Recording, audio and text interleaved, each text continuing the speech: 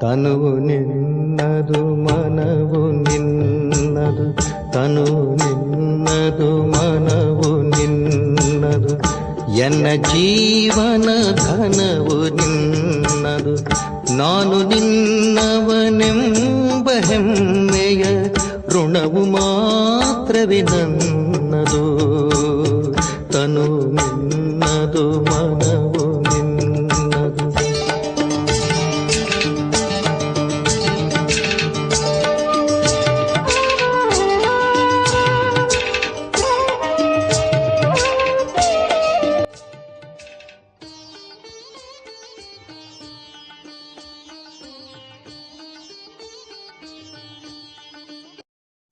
ಓಂ ಶಾಂತಿ. ಮುರುಳಿಯ ದಿನಾಂಕ 28/8/2026. ಬಾಪ್ದಾದ ಮಧುಬನ. ಮಧುರ ಮಕ್ಕಳೇ, ನೀವು ನಾಟಕದ ಗುಪ್ತ ರಹಸ್ಯವನ್ನು ಅರಿತುಕೊಂಡಿದ್ದೀರಿ. ಈ ಸಂಗಮಯುಗವೇ ಏರುವ ಕಲೆಯ ಯುಗವಾಗಿದೆ. ಸತ್ಯುಗದಿಂದ ಹಿಡಿದು ಕಲೆಗಳು ಕಡಿಮೆಯಾಗುತ್ತಾ ಬರುತ್ತದೆ. ಪ್ರಶ್ನೆ: ಎಲ್ಲದಕ್ಕಿಂತ ಉತ್ತಮ ಸೇವೆ ಯಾವುದು ಮತ್ತು ಆ ಸೇವೆಯನ್ನು ಯಾರು ಮಾಡುತ್ತಾರೆ? ಉತ್ತರ: ಭಾರತವನ್ನು ಸ್ವರ್ಗವನ್ನಾಗಿ ಮಾಡುವುದು, ಗುಲಾಮರನ್ನು ರಾಜರನ್ನಾಗಿ ಮಾಡುವುದು, ಪತಿತರನ್ನು ಪಾವನರನ್ನಾಗಿ ಮಾಡುವುದು, ಇದು ಎಲ್ಲದಕ್ಕಿಂತ ಉತ್ತಮ ಸೇವೆ. ಇಂತಹ ಸೇವೆಯನ್ನು ಒಬ್ಬ ಶಿವತಂದೆಯ ವಿನಃ ಬೇರೆ ಯಾರೂ ಮಾಡಲು ಸಾಧ್ಯವಿಲ್ಲ. ತಂದೆಯು ಇಂತಹ ಮಹಾನ್ ಸೇವೆ ಮಾಡಿದ್ದಾರೆ. ಆದ್ದರಿಂದಲೇ ಮಕ್ಕಳು ಅವರಿಗೆ ಗೌರವ ಕೊಡುತ್ತಾರೆ. ಎಲ್ಲದಕ್ಕಿಂತ ಮೊದಲು ಸೋಮನಾಥ ಮಂದಿರವನ್ನು ಕಟ್ಟಿಸಿ ಅವರ ಪೂಜೆ ಮಾಡುತ್ತಾರೆ. ಗೀತೆ. ಕೊನೆಗೂ ಆ ದಿನ ಇಂದು ಬಂದಿತು. ಶಿವ ಭಗವಾನುವಾಚ್. ಮಧುರಾತಿ ಮಧುರ ಆತ್ಮಿಕ ಮಕ್ಕಳು, ಈ ಗೀತೆಯನ್ನು ಕೇಳಿದಿರಿ. ಹೇಗೆ ಆತ್ಮವು ಗುಪ್ತವಾಗಿದೆ ಮತ್ತು ಶರೀರವು ಪ್ರತ್ಯಕ್ಷವಾಗಿದೆ. ಆತ್ಮವನ್ನು ಈ ಕಣ್ಣುಗಳಿಂದ ನೋಡಲು ಸಾಧ್ಯವಿಲ್ಲ, ಅಗೋಚರವಾಗಿದೆ. ಅದು ಖಂಡಿತವಾಗಿಯೂ ಇದೆ, ಆದರೆ ಈ ಶರೀರದಿಂದ ಮುಚ್ಚಲ್ಪಟ್ಟಿದೆ. ಆದ್ದರಿಂದ ಆತ್ಮವು ಗುಪ್ತವಾಗಿದೆ ಎಂದು ಹೇಳಲಾಗುತ್ತದೆ. ನಾನು ನಿರಾಕಾರನಾಗಿದ್ದೇನೆ, ಇಲ್ಲಿ ಸಾಕಾರದಲ್ಲಿ ಬಂದು ಗುಪ್ತವಾಗಿದ್ದೇನೆ ಎಂದು ಆತ್ಮವೇ ಹೇಳುತ್ತದೆ. ಆತ್ಮಗಳ ನಿವಾಸ ಸ್ಥಾನವು ನಿರಾಕಾರಿ ಪ್ರಪಂಚವಾಗಿದೆ. ಅಲ್ಲಂತೂ ಗುಪ್ತವಾಗಿರುವ ಮಾತಿಲ್ಲ. ಪರಮಪಿತ ಪರಮಾತ್ಮನೂ ಸಹ ಅಲ್ಲಿರುತ್ತಾರೆ. ಅವರಿಗೆ ಸುಪ್ರೀಂ ಎಂದು ಹೇಳುತ್ತಾರೆ. ಶ್ರೇಷ್ಠಾತಿ ಶ್ರೇಷ್ಠ ಆತ್ಮ, ಅತಿ ದೂರಕ್ಕಿಂತಲೂ ದೂರ ಇರುವವರು ಪರಮಪಿತ ಪರಮಾತ್ಮನಾಗಿದ್ದಾರೆ. ತಂದೆಯು ತಿಳಿಸುತ್ತಾರೆ, ಹೇಗೆ ನೀವು ಗುಪ್ತವಾಗಿದ್ದೀರೋ ಹಾಗೆಯೇ ನಾನೂ ಸಹ ಗುಪ್ತವಾಗಿ ಬರಬೇಕಾಗುತ್ತದೆ. ನಾನು ಗರ್ಭಜೈಲಿನಲ್ಲಿ ಬರುವುದಿಲ್ಲ. ನನ್ನ ಹೆಸರು ಶಿವ ಎಂದೇ ನಡೆದು ಬರುತ್ತದೆ. ನಾನು ಬ್ರಹ್ಮಾರವರಲ್ಲಿ ಬರುತ್ತೇನೆ ಎಂದರೂ ಸಹ ನನ್ನ ಹೆಸರು ಬದಲಾಗುವುದಿಲ್ಲ. ಈ ಆತ್ಮನಿಗೆ ಯಾವ ಶರೀರವಿದೆಯೋ ಅದರ ಹೆಸರು ಬದಲಾಗುತ್ತದೆ. ನನಗೆ ಶಿವ ಎಂದೇ ಹೇಳುತ್ತಾರೆ. ಎಲ್ಲ ಆತ್ಮರ ತಂದೆಯಾಗಿದ್ದೇನೆ ಅಂದಾಗ ನೀವಾತ್ಮರು ಈ ಶರೀರದಲ್ಲಿ ಗುಪ್ತವಾಗಿದ್ದೀರಿ. ಈ ಶರೀರದ ಮೂಲಕ ಕರ್ಮ ಮಾಡುತ್ತೀರಿ. ನಾನೂ ಸಹ ಗುಪ್ತವಾಗಿದ್ದೇನೆ. ಮಕ್ಕಳಿಗೆ ಈ ಜ್ಞಾನವು ಈಗ ಸಿಗುತ್ತಿದೆ. ನಾನಾತ್ಮನು ಈ ಶರೀರದಿಂದ ಮುಚ್ಚಲ್ಪಟ್ಟಿದ್ದೇನೆ. ಆತ್ಮವು ನಿರಾಕಾರಿಯಾಗಿದೆ, ಶರೀರವು ಸಾಕಾರಿಯಾಗಿದೆ. ನಾನು ಅಶರೀರಿಯಾಗಿದ್ದೇನೆ. ನಿರಾಕಾರಿ ತಂದೆಯು ಈ ಶರೀರದ ಮೂಲಕ ತಿಳಿಸುತ್ತಾರೆ, ನೀವೂ ಸಹ ನಿರಾಕಾರಿಯಾಗಿದ್ದೀರಿ. ಶರೀರದ ಮೂಲಕ ಕೇಳುತ್ತೀರಿ. ನಿಮಗೆ ಗೊತ್ತಿದೆ, ತಂದೆಯು ಬಂದಿದ್ದಾರೆ. ತಂದೆಯು ಭಾರತವನ್ನು ಪುನಃ ಬಡದೇಶದಿಂದ ಸಾಹುಕಾರವನ್ನಾಗಿ ಮಾಡಲು ಬರುತ್ತಾರೆ. ನಮ್ಮದು ಬಡ ಭಾರತವಾಗಿದೆ ಎಂದು ನೀವು ಹೇಳುತ್ತೀರಿ. ಎಲ್ಲರಿಗೂ ಗೊತ್ತಿದೆ, ಆದರೆ ನಮ್ಮ ಭಾರತ ದೇಶವು ಯಾವಾಗ ಶ್ರೀಮಂತವಾಗಿತ್ತು, ಹೇಗಾಗಿತ್ತು ಎಂಬುದು ಅವರಿಗೆ ಗೊತ್ತಿಲ್ಲ. ಮಕ್ಕಳಿಗೆ ಬಹಳ ನಶೆ ಇದೆ. ನಮ್ಮ ಭಾರತವು ಬಹಳ ಶ್ರೀಮಂತವಾಗಿತ್ತು. ದುಃಖದ ಮಾತಿರಲಿಲ್ಲ. ಸತ್ಯುಗದಲ್ಲಿ ಅನ್ಯ ಯಾವುದೇ ಧರ್ಮವಿರಲಿಲ್ಲ. ಒಂದೇ ದೇವಿ ದೇವತಾ ಧರ್ಮವಿತ್ತು. ಇದು ಯಾರಿಗೂ ತಿಳಿದಿಲ್ಲ. ವಿಶ್ವದ ಈ ಚರಿತ್ರೆ ಭೂಗೋಳವನ್ನು ಯಾರೂ ತಿಳಿದುಕೊಂಡಿಲ್ಲ. ನೀವೀಗ ಚೆನ್ನಾಗಿ ತಿಳಿದುಕೊಂಡಿದ್ದೀರಿ. ನಮ್ಮ ಭಾರತವು ಬಹಳ ಶ್ರೀಮಂತವಾಗಿತ್ತು. ಈಗ ಬಹಳ ಬಡ ಭಾರತವಾಗಿದೆ. ಪುನಃ ಸಾಹುಕಾರ ರಾಷ್ಟ್ರವನ್ನಾಗಿ ಮಾಡಲು ಶಿವತಂದೆಯೂ ಬಂದಿದ್ದಾರೆ. ಭಾರತವು ಸತ್ಯುಗದಲ್ಲಿ ಬಹಳ ಶ್ರೀಮಂತವಾಗಿತ್ತು. ಯಾವಾಗ ದೇವಿ ದೇವತೆಗಳ ರಾಜ್ಯವಿತ್ತು ಆಗ. ನಂತರ ಆ ರಾಜ್ಯವು ಎಲ್ಲಿಗೆ ಹೊರಟು ಹೋಯಿತು? ಇದು ಯಾರಿಗೂ ಗೊತ್ತಿಲ್ಲ. ನಾವು ರಚಯಿತ ಮತ್ತು ರಚನೆಯನ್ನು ತಿಳಿದುಕೊಂಡಿಲ್ಲ ಎಂದು ಋಷಿಮುನಿಗಳು ಸಹ ಹೇಳುತ್ತಾರೆ. ತಂದೆಯು ತಿಳಿಸುತ್ತಾರೆ, ಸತ್ಯುಗದಲ್ಲಿ ಈ ದೇವಿ ದೇವತೆಗಳಿಗೂ ರಚಯಿತ ಮತ್ತು ರಚನೆಯ ಜ್ಞಾನವಿರುವುದಿಲ್ಲ. ಆದಿ ಮಧ್ಯ ಅಂತ್ಯವನ್ನು ತಿಳಿದುಕೊಂಡಿರಲಿಲ್ಲ. ಒಂದು ವೇಳೆ ಅವರಿಗೆ ನಾವು ಏಣಿಯನ್ನು ಇಳಿಯುತ್ತಾ ರಸಾತಳದಲ್ಲಿ ಹೋಗುತ್ತೇವೆ ಎಂಬ ಜ್ಞಾನವಿದ್ದಿದ್ದರೆ ರಾಜ್ಯಭಾಗ್ಯದ ಸುಖವೇ ಇರುತ್ತಿರಲಿಲ್ಲ, ಚಿಂತೆಯಾಗಿ ಬಿಡುತ್ತಿತ್ತು. ಈಗ ನಿಮಗೆ ಇದೇ ಚಿಂತೆ ಇದೆ, ನಾವು ಹೇಗೆ ತಮೋಪ್ರಧಾನರಿಂದ ಸತೋಪ್ರಧಾನರಾಗುವುದು ಎಂದು. ನಾವಾತ್ಮರು ಯಾವ ನಿರಾಕಾರಿ ಪ್ರಪಂಚದಲ್ಲಿದ್ದೆವು, ಅಲ್ಲಿಂದ ಹೇಗೆ ಸುಖಧಾಮದಲ್ಲಿ ಬಂದೆವು ಎಂಬ ಜ್ಞಾನವೂ ಇದೆ. ನಾವೀಗ ಏರುವ ಕಲೆಯಲ್ಲಿದ್ದೇವೆ. ಇದು 84 ಜನ್ಮಗಳ ಏಣಿಯಾಗಿದೆ. ಇದರ ಮಧ್ಯದಲ್ಲಿ ಏನಾಗುತ್ತದೆ ಎಂಬುದನ್ನು ಸಹ ನೀವು ತಿಳಿದುಕೊಂಡಿದ್ದೀರಿ. ಎಲ್ಲರೂ ಸತ್ಯುಗದಲ್ಲಿ ಬರುವುದಿಲ್ಲ. ನಾಟಕದ ಅನುಸಾರ ನೀವು ಪ್ರತಿಯೊಬ್ಬ ಪಾತ್ರಧಾರಿಯೂ ನಂಬರ್ವಾರ್ ತಮ್ಮ ತಮ್ಮ ಸಮಯದಲ್ಲಿ ಬಂದು ಪಾತ್ರವನ್ನು ಅಭಿನಯಿಸುತ್ತೀರಿ. ಈಗ ನೀವು ಮಕ್ಕಳು ಯಾರಿಗೆ ಬಡವರ ಬಂಧುವೆಂದು ಹೇಳಲಾಗುತ್ತದೆ ಎಂಬುದನ್ನು ತಿಳಿದುಕೊಳ್ಳುತ್ತೀರಿ. ಪ್ರಪಂಚದವರಿಗೆ ತಿಳಿದಿಲ್ಲ. ಕೊನೆಗೂ ಆ ದಿನ ಇಂದು ಬಂದಿತು ಎಂಬುದನ್ನು ಗೀತೆಯಲ್ಲಿಯೂ ಕೇಳಿದಿರಿ. ಇದೆಲ್ಲವೂ ಭಕ್ತಿಯಾಗಿದೆ.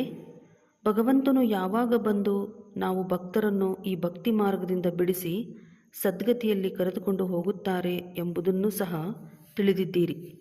ರಾಮರಾಜ್ಯ ರಾವಣ ರಾಜ್ಯ ಯಾವುದರ ಹೆಸರಾಗಿದೆ ಎಂಬುದನ್ನು ಸಹ ಯಾವ ಮನುಷ್ಯರೂ ತಿಳಿದುಕೊಂಡಿಲ್ಲ. ನೀವೀಗ ತಿಳಿದುಕೊಂಡಿದ್ದೀರಿ. ತಂದೆಯು ಪುನಃ ಈ ಶರೀರದಲ್ಲಿ ಬಂದಿದ್ದಾರೆ. ಶಿವಜಯಂತಿಯನ್ನು ಆಚರಿಸುತ್ತಾರೆ ಅಂದ ಮೇಲೆ ಶಿವನು ಅವಶ್ಯವಾಗಿ ಬರುತ್ತಾರೆ. ನಾನು ಕೃಷ್ಣನ ತನುವಿನಲ್ಲಿ ಬರುತ್ತೇನೆ ಎಂದು ಹೇಳುವುದಿಲ್ಲ. ತಂದೆಯು ತಿಳಿಸುತ್ತಾರೆ, ಕೃಷ್ಣನ ಆತ್ಮವು 84 ಜನ್ಮಗಳನ್ನು ತೆಗೆದುಕೊಂಡಿದೆ. ಯಾರು ಮೊಟ್ಟ ಮೊದಲಿಗರಾಗಿದ್ದರೋ ಅವರೇ ಈಗ ಅಂತಿಮದಲ್ಲಿದ್ದಾರೆ. ತತತ್ವಂ, ನಾನಂತೂ ಸಾಧಾರಣ ತನುವಿನಲ್ಲಿ ಬರುತ್ತೇನೆ. ಬಂದು ನಿಮಗೆ ಹೇಗೆ ನೀವು 84 ಜನ್ಮಗಳನ್ನು ತೆಗೆದುಕೊಳ್ಳುತ್ತೀರಿ ಎಂದು ತಿಳಿಸುತ್ತೇನೆ. ಈ ಸಮಯದಲ್ಲಿ ಯಾರೊಬ್ಬರೂ ತಮ್ಮನ್ನು ದೇವತಾ ಧರ್ಮದವರು ಎಂದು ತಿಳಿದುಕೊಳ್ಳುವುದಿಲ್ಲ. ಏಕೆಂದರೆ ಸತ್ಯಯುಗವನ್ನು ಬಹಳ ದೂರ ತೆಗೆದುಕೊಂಡು ಹೋಗಿದ್ದಾರೆ. ಕಲ್ಪದ ಆಯಸ್ಸು ಲಕ್ಷಾಂತರ ವರ್ಷಗಳು ಎಂದು ಬರೆದಿದ್ದಾರೆ. ವಾಸ್ತವದಲ್ಲಿ ನಾಟಕದ ಚರಿತ್ರೆಯು ಬಹಳ ಚಿಕ್ಕದಾಗಿದೆ.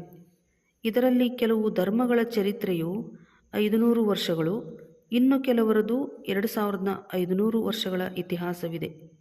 ನಿಮ್ಮದು 5000 ವರ್ಷಗಳ ಇತಿಹಾಸವಿದೆ. ದೇವತಾ ಧರ್ಮದವರೇ ಸ್ವರ್ಗದಲ್ಲಿ ಬರುತ್ತೀರಿ. ಅನ್ಯ ಧರ್ಮದವರು ಬರುವುದೇ ನಂತರದಲ್ಲಿ.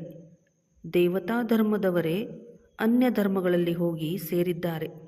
ನಾಟಕದ ಅನುಸಾರ ಮುಂದಿನ ಕಲ್ಪದಲ್ಲಿಯೂ ಇದೇ ರೀತಿ ಹೋಗಿ ಸೇರುತ್ತಾರೆ. ಮತ್ತೆ ತಮ್ಮ ತಮ್ಮ ಧರ್ಮಕ್ಕೆ ಮರಳಿ ಬರುತ್ತಾರೆ. ತಂದೆಯು ತಿಳಿಸುತ್ತಾರೆ, ಮಕ್ಕಳೇ, ನೀವಂತೂ ವಿಶ್ವದ ಮಾಲೀಕರಾಗಿದ್ದೀರಿ. ನೀವೀಗ ತಿಳಿದುಕೊಂಡಿದ್ದೀರಿ.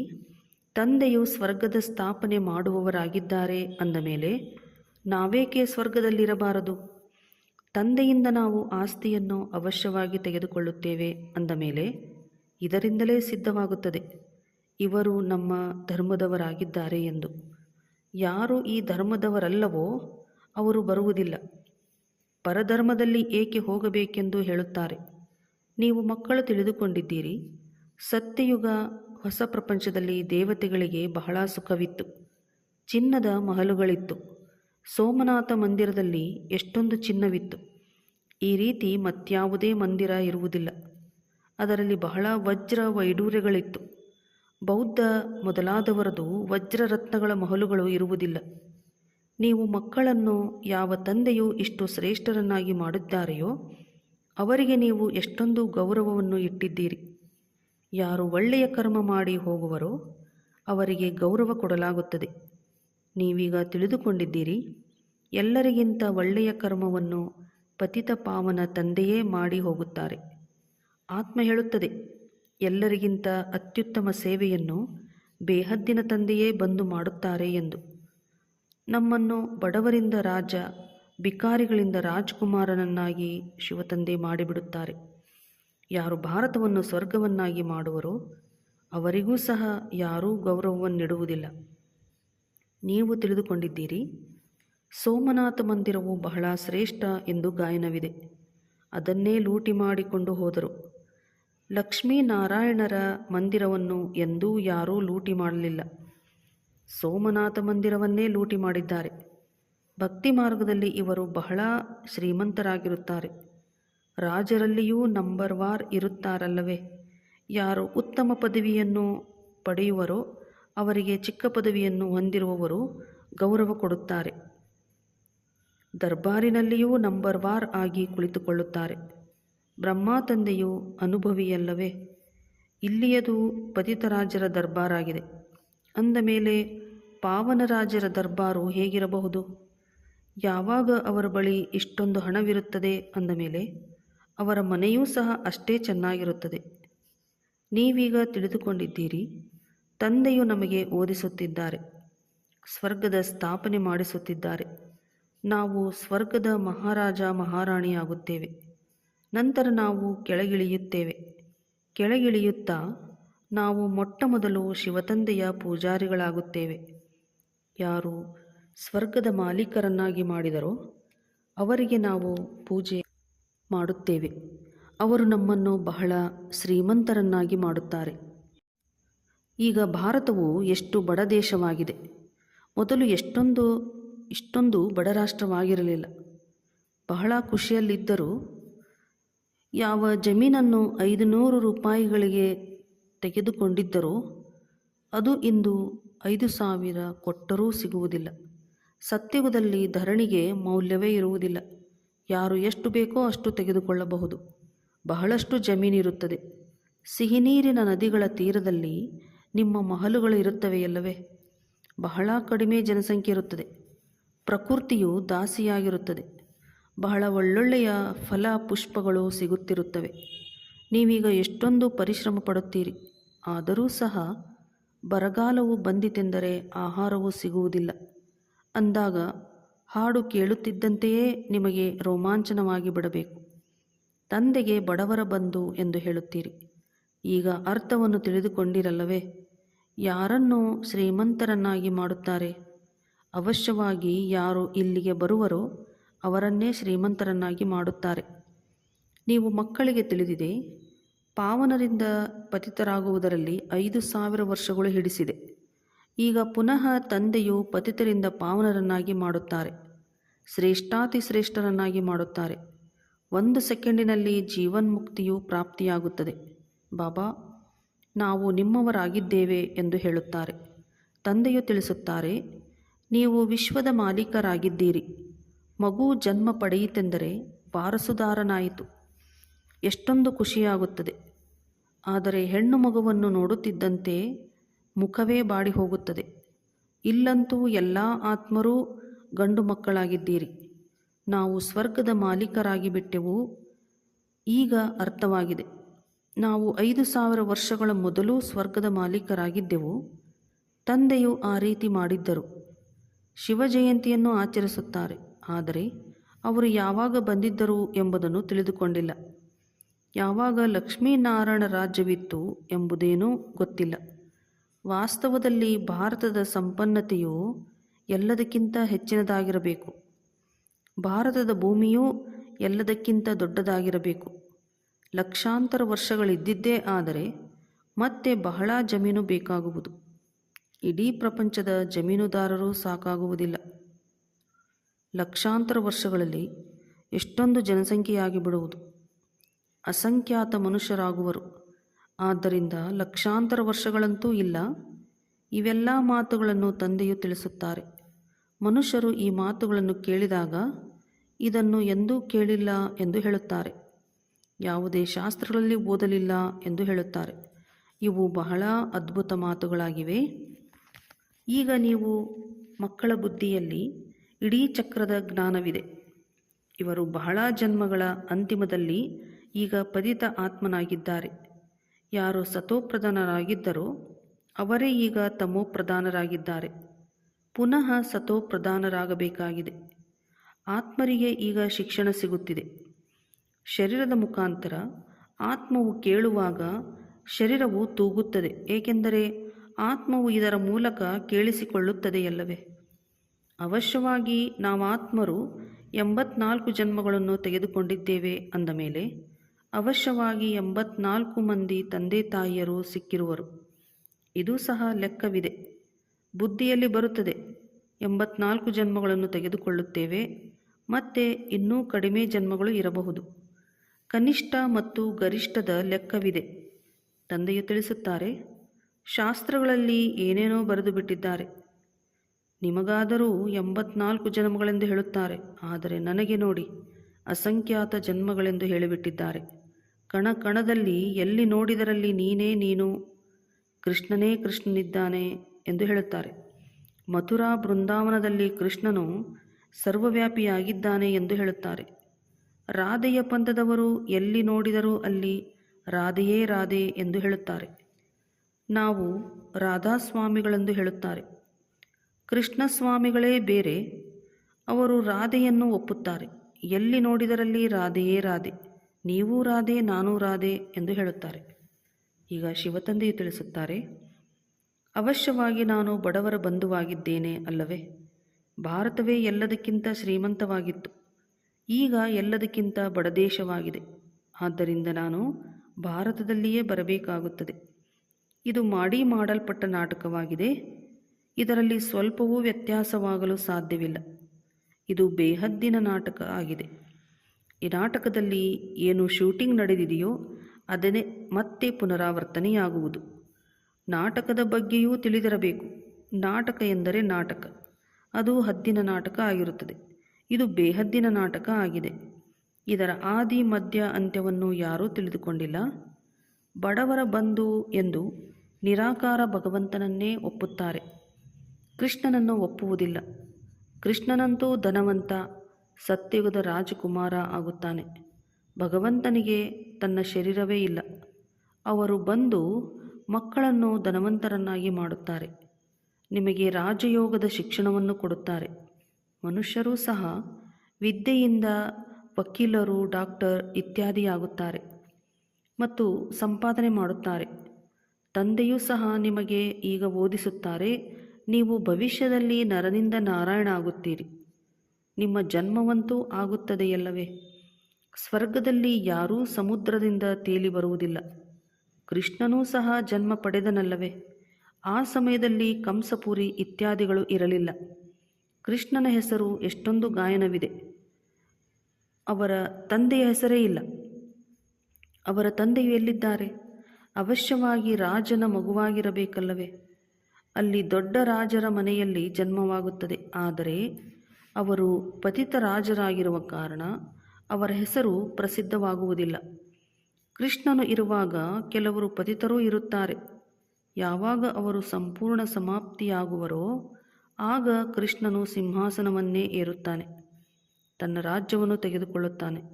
ಆಗಲೇ ಅವರ ಸಂವತ್ಸರವು ಆರಂಭವಾಗುತ್ತದೆ.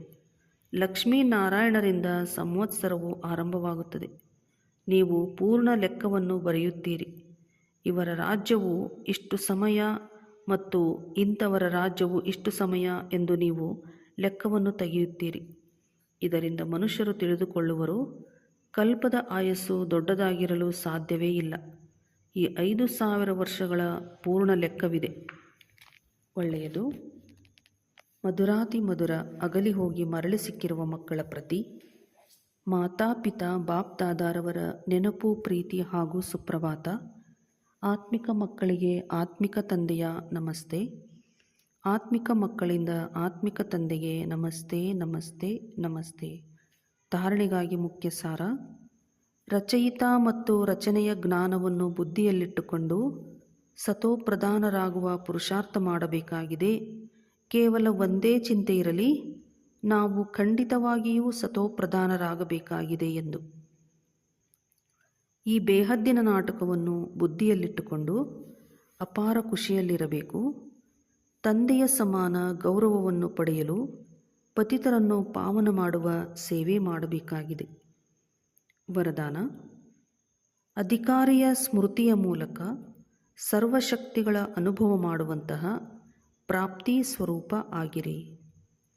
ಒಂದು ವೇಳೆ ಬುದ್ಧಿಯ ಸಂಬಂಧವು ಸದಾ ಒಬ್ಬ ತಂದೆಯೊಂದಿಗೆ ಜೋಡಣೆ ಆಗುತ್ತದೆ ಎಂದರೆ ಸರ್ವಶಕ್ತಿಗಳ ಆಸ್ತಿಯು ಅಧಿಕಾರದ ರೂಪದಲ್ಲಿ ಪ್ರಾಪ್ತಿಯಾಗುತ್ತದೆ. ಯಾರು ಅಧಿಕಾರಿ ಎಂದು ತಿಳಿದುಕೊಂಡು ಪ್ರತಿಯೊಂದು ಕರ್ಮವನ್ನು ಮಾಡುತ್ತಾರೆಯೋ ಅವರಿಗೆ ಹೇಳುವುದರಿಂದ ಅಥವಾ ಸಂಕಲ್ಪದಲ್ಲಿಯೂ ಬೇಡುವ ಅವಶ್ಯಕತೆ ಇರುವುದಿಲ್ಲ. ಅಧಿಕಾರಿಯ ಈ ಸ್ಮೃತಿಯೇ ಸರ್ವಶಕ್ತಿಗಳ ಪ್ರಾಪ್ತಿಯ ಅನುಭವ ಮಾಡಿಸುತ್ತದೆ. ಅಂದ ಮೇಲೆ ನಶೆ ಇರಲಿ, ಸರ್ವಶಕ್ತಿಗಳು ನಮ್ಮ ಜನ್ಮಸಿದ್ಧ ಅಧಿಕಾರವಾಗಿದೆ.